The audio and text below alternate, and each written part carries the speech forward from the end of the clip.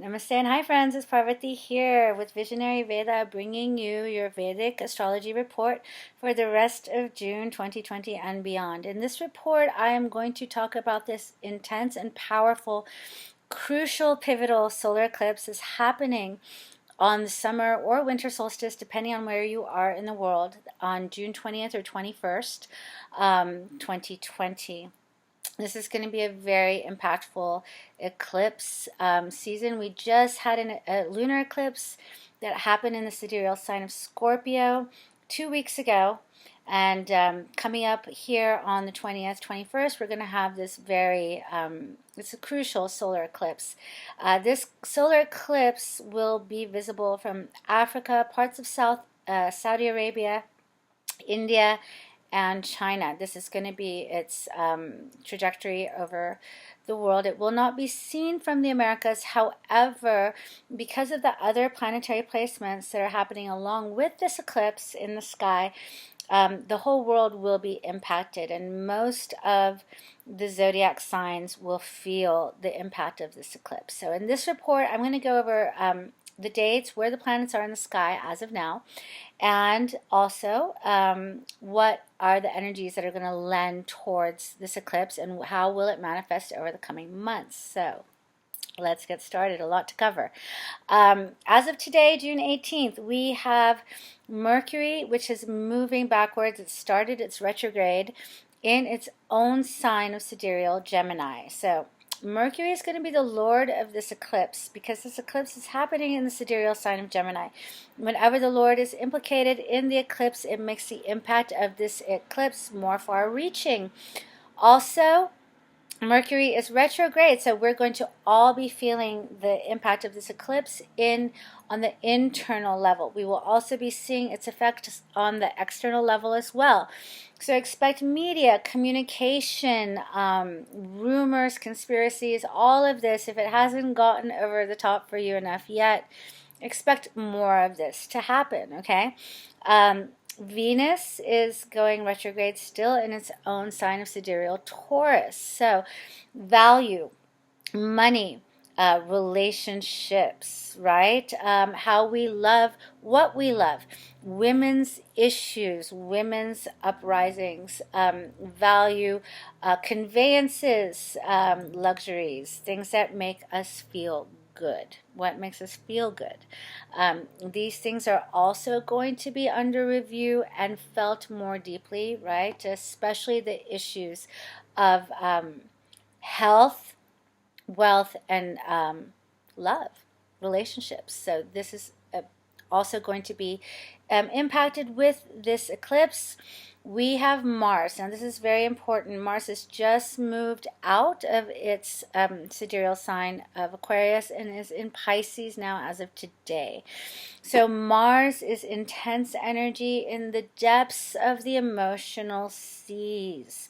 So a lot of feelings, a lot of intensity, a lot of crying, a lot of emotions can be coming up to the surface right now during this time. Mars is also very powerful for this eclipse because the eclipse is happening in the nakshatra of Mrigashirsha, which is lorded over by Mars himself. So not only that, but Mars is giving his fourth aspect, or his drishti, his fourth drishti, to the sign of Gemini from Pisces, okay?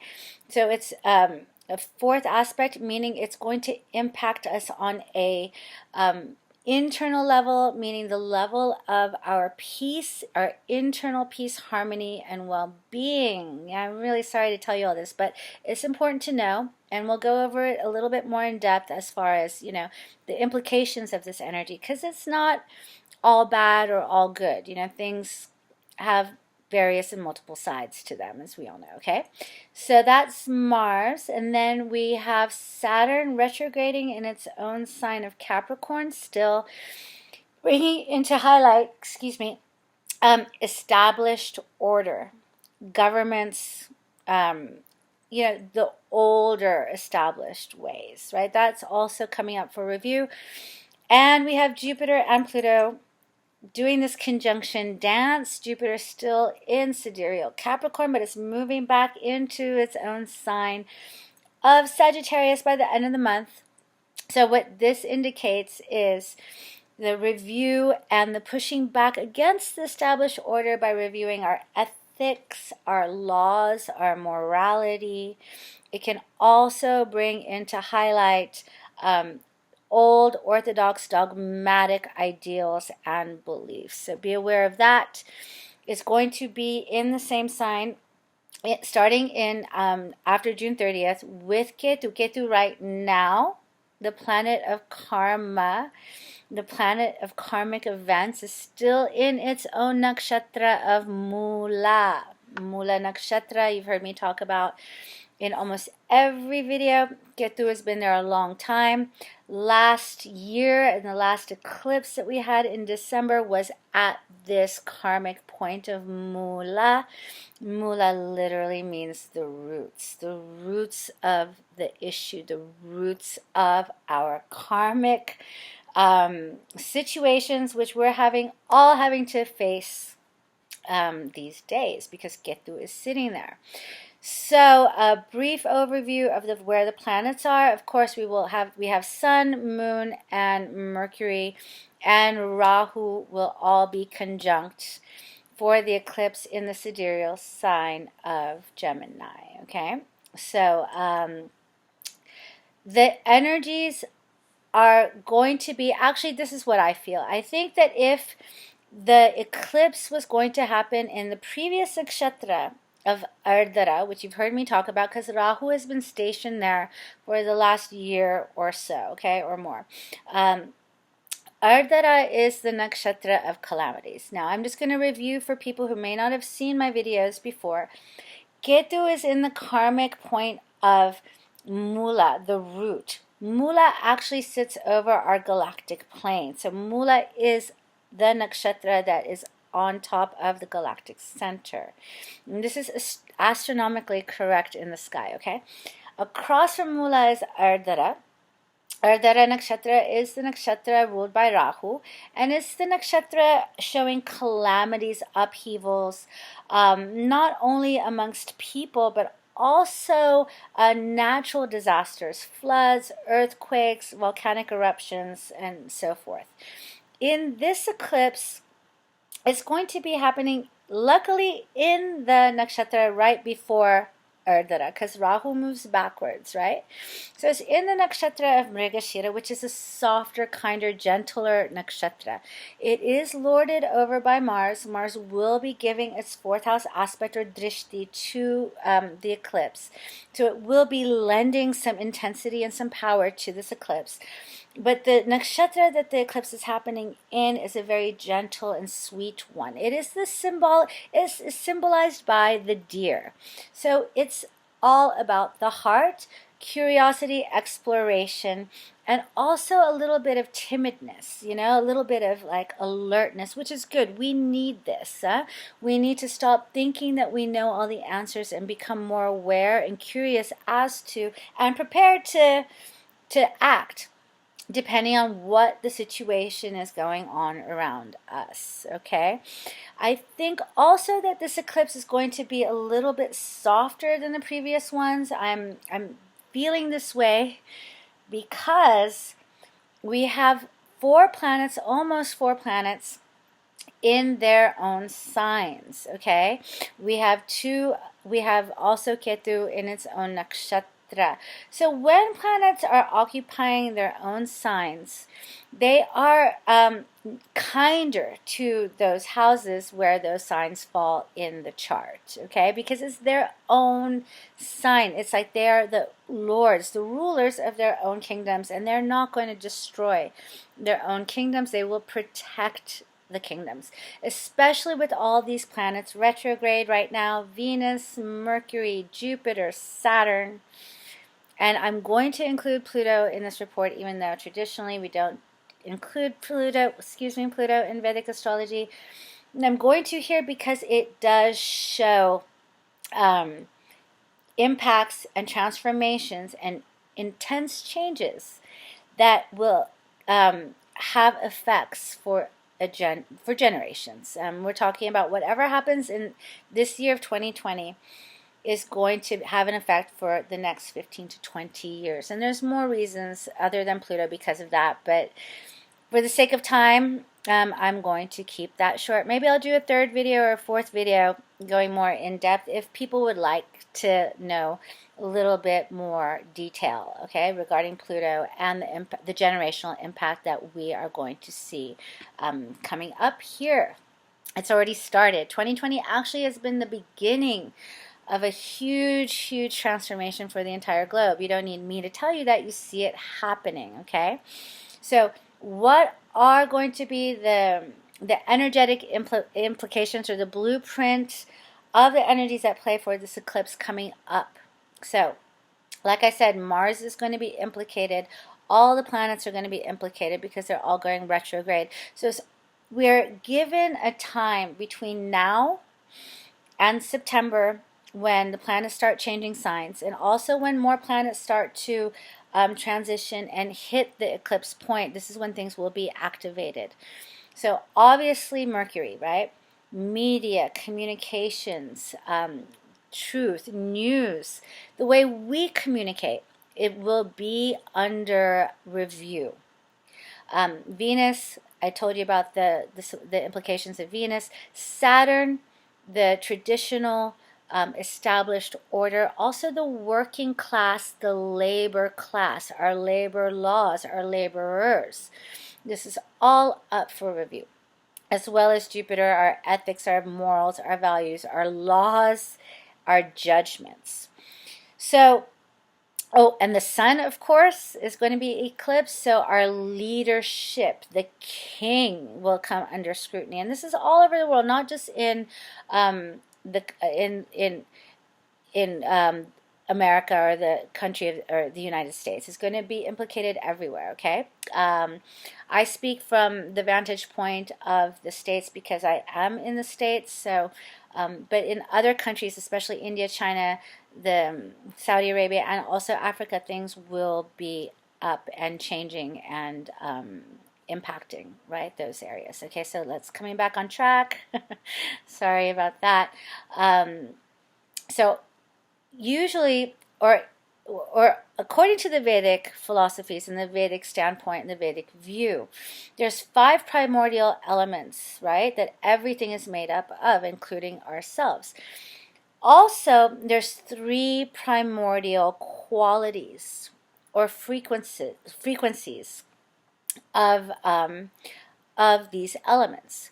The 3 frequencies or qualities are tamas, which is denser frequency, or inert, or ignorant, or thick, or dark, right? It's immovable. It's a slower frequency. It's dull. It's slow. And these are the various different aspects that we attribute to tamas. Then we have the next frequency or energy or quality called rajas, okay, rajoguna. These are called the gunas. So rajas is the energy of desire, of materially minded people, of wanting to achieve, of wanting to make change, of wanting to move ahead, of wanting to do something, right? And then we have the last guna, or the quality of sattva. Sattva is the subtler energies. Sattva is more the etheric energies.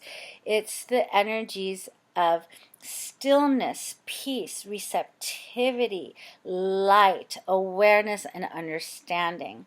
Stillness and openness and expansiveness, okay? Now, all 3 of these qualities are present at all times within each and everything and each and every person. We never attribute good or bad to anything. What we're trying to do with Vedic philosophy, technology, and science is we're trying to understand the laws and the frequencies and the energies of how this universe, how this plane, how this field of existence, how this planet and beyond works, okay? It's a very deep science. And I think I'm going to do more videos going over the basic foundational information here in the next couple of weeks. But for this video, I wanted to bring up the gunas because I want the audience, I want all of you to understand that when these energies are coming in from the planets, the energy, the impulse has a certain quality, but how it's received and how it's manifested outward into the world depends on the quality of the gunas active in whoever or whatever is receiving it. So, for example, the energies of this Mercury retrograde that's happening and is implicated with this solar eclipse. Let's take that. So, okay, let's look at the primordial energies of Mercury, communication, conveyances, transportation, movement, quickness, right? Ideas, innovation, news, all of these things, media.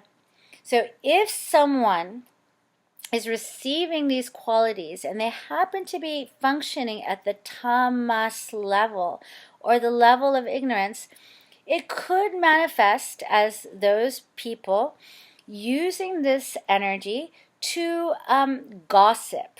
You know, it's small, it's like narrow-minded, right? It's thick, right? This energy of tamas.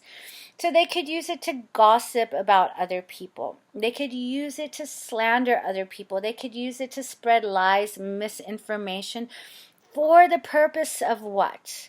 For the purpose of vengeance, of revenge, coming out of the darkness of ignorance and ego, wanting to get even, wanting to get back at somebody, wanting to hurt somebody. That is the energy operating out of ignorance. If the energy is operating from whoever receives it at that time is in more of a rajasic quality, right? The quality of desire, material gain, power and control, right? The more the desirous energies, then it could come out as manipulation. People trying to manipulate the situation, using their words, maybe like using manipulative tactics to be able to steer people's awarenesses from what is happening, or using it to gain in some sort of material way, getting some sort of material advantage from others, right? This is rajasic, to achieve, win, pursue, accumulate, right? And then if it's coming from a sattvic place, so whoever receiving this information or the energies of Mercury is in a sattvic state of mind, then these energies can be used to self-reflect, to communicate with higher sources, to stay silent and receive the communication, right? Receive clear information. And also communicate in a way that is helpful and elevating for others, that helps to awaken others, inspire others, enlighten others. So the energy from the Mercury is the same. The way it's transmitted depends on the quality of the awareness of the receiver. Now, on the planetary, on the mundane stage, on the world stage, it will be received in the way that the collective consciousness is, right? So the collective consciousness can range anywhere from tamas to the sattva and keep moving in between.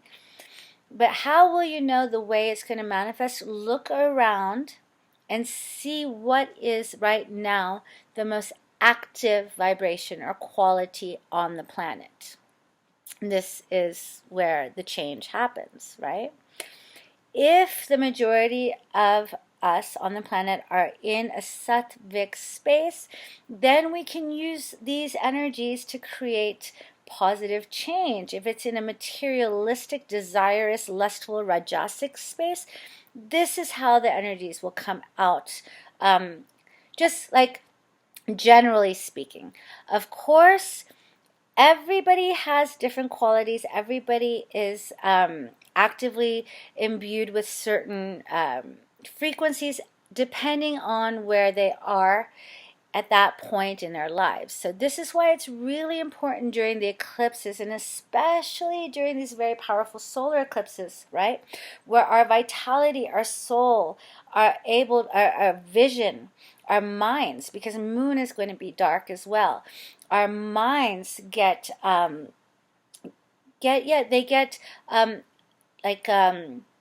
veiled by the confusion, the delusion, and the deception of Rahu. So it's the time to really ground that inner light. So, in India during Diwali, right? Why do we call it the Festival of Lights? Why do we bring out all the lights? Why do the people decorate everything with light? It's because during that time in India, the light is at its weakest, right? The sun is low in the sky. The days are short. So we make up for that by bringing out our own light. I want to leave everybody out there with a very important final message regarding this eclipse, and that is to generate your inner light, especially now, because this eclipse is going to trigger off. It won't happen on that very day. It could happen on that very day. It's going to trigger off a lot of powerful sort of domino effects in the world. Just really quickly before ending, I've had a lot of messages and mails asking me, how do I see the rest of the year and the rest of, how do I see the future unfolding based on all of these eclipses, on these very, very powerful points happening right now in 2020, which started in 2019. But for the next 5 years, it will require us collectively and individually to put in the hard work that we need to see to make the changes. We cannot depend on anybody outside of us anymore to make these changes for us. Wherever it is in our lives that we can make these changes, we need to apply ourselves. 5 years, why? Because Saturn is going to be in its own signs for the next 5 years, in Capricorn and then in Aquarius. For the next 3 years, it will be a lot of work. It'll be a lot of revising. It'll be a lot of questioning as to what is the basis of our society? What are the morals that we stand on? What are the limits of our ethics? What is our ethic? Are we applying our ethics to our societies? Or are we just giving lip service, right? So all of these things, it's going to be a huge transformational time. These things take time to come out of. So at the very minimum for the rest of this year, I'll get more into it as we go further into the year, but for the rest of this year, it will be a lot of hard work. In the short term, I do see a second wave of the virus coming back. I do see also the attempt of authority to clamp down and gain more control. I do see a pushback, a backlash from the people, right? Fighting against these kinds of moves. How it pans out, in what order it pans out, in what way it pans out is left to us to see.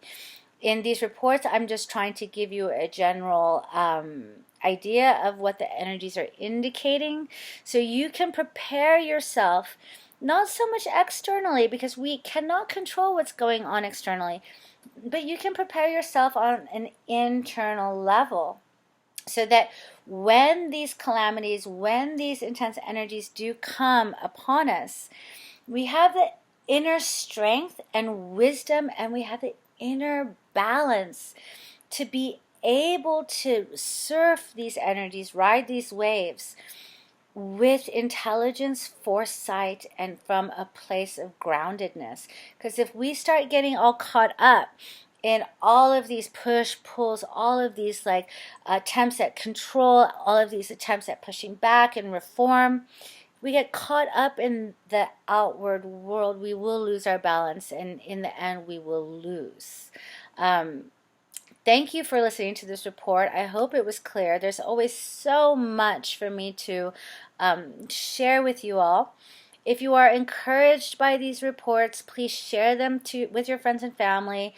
For those that you think could benefit, And if you'd like to hear about other topics, including not only Vedic astrology, but as Vedic philosophy, Vedic science, Vedic technology, Vedanta, Ayurveda, the gunas, the mahabhutas, the elements, the qualities, please interact with me, let me know, and I'd be happy to make more videos going over these energies so that you can put them together in a way where you can utilize it for your benefit. All right, so that's going to do it for me. This has been a very long video.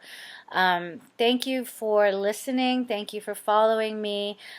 If you'd like a reading, please reach out to the email I have below, which is visionaryvedas@gmail.com.